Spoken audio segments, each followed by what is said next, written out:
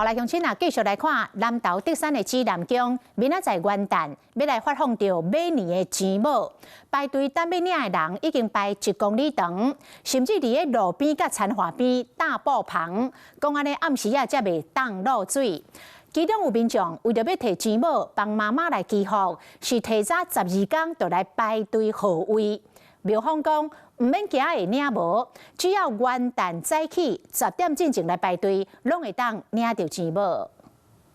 南投德山指南宫头前的停车场，今仔日一透早就聚集人潮，沿路的人是排队排到路长，上无有1公里。遮尼侪人就是要来领指南宫当年拢有的开运钱母。8点准时，现在是7点59分。早起8点，庙方人员救好排队的路线，开始分号码。这个每年的钱母共款伫咧元旦通领，不过新的一年还未到，指南宫外口已经是订满满。提早来排队的民众装备是真潮，伫咧稻仔田甲路边，拢会当看到一顶又一顶的天道。款的奇景，毕竟到暗时天气寒，保暖原来够好。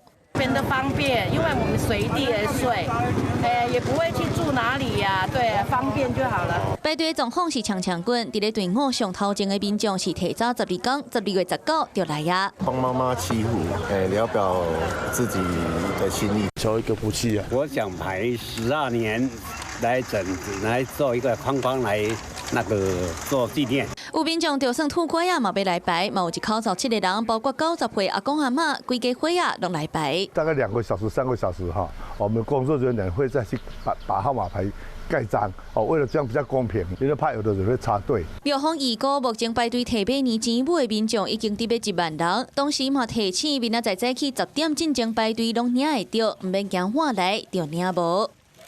Hello， 我是张新文。想要抢先掌握最及时的新闻资讯吗？赶快订阅、按赞、开启小铃铛，锁定华视新闻 YouTube 频道。